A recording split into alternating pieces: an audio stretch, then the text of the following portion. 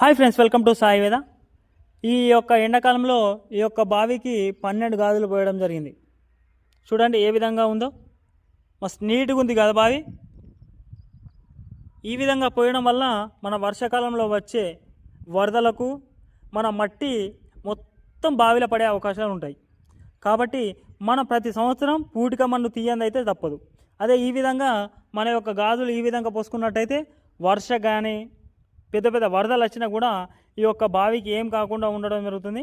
కేవలం మన పూటిక మన్ను కొన్ని సంవత్సరాలకు తీసుకుంటే సరిపోతుంది.